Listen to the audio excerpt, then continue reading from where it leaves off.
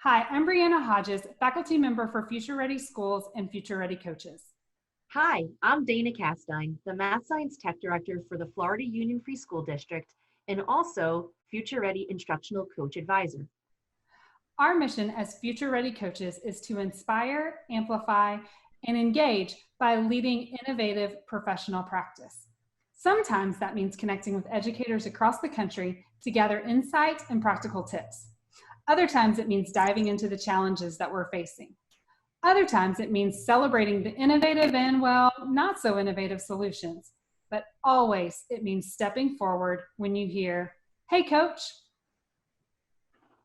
We're kicking off this season with a few dynamic educational leaders who epitomize leading with heart.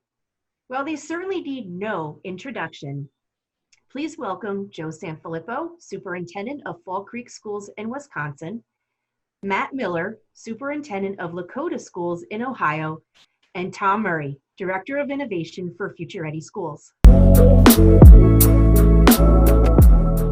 Nobody else should answer this question. I'm awful at it.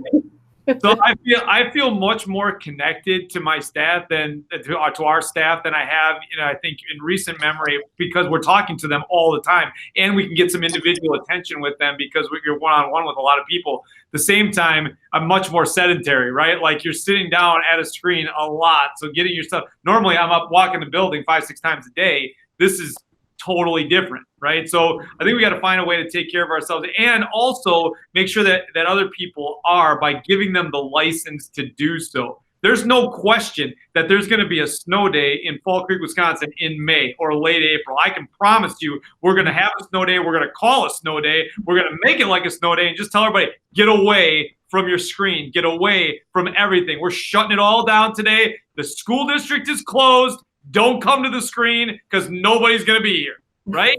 Like we need to do some of those things to make sure that everybody knows that they can take care of themselves and they can step away. And sometimes doing things like doing a virtual snow day and saying we're not coming in gives everybody in that space license to just break away and say, all right, I'm not doing anything today. I'm out. So I think we got to, from a leadership lens, we're trying to provide the opportunity for everybody at the same time,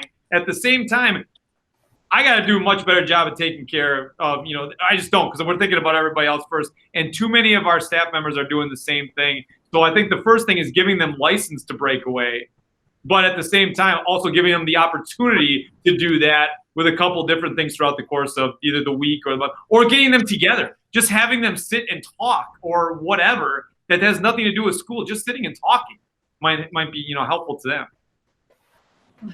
Dan, I think that's a really good question in terms of care for us as far as leadership goes, but also in terms of what we're doing for our staff. I will tell you, and maybe I'm the only one, but working remotely, I'm more tired at the end of the day than when I'm in the buildings and when I'm across the district. And I didn't think that would ever happen. And I think early on when we were building out what remote learning looks like, it was like, to your point, a 25-hour, 8-day-a-week type of job. And so we and my team fell into this trap too, where we were pretty much waking up, working, and then not stopping until we went to bed. And my routine, my exercise routine, and everything else has been sort of out of whack.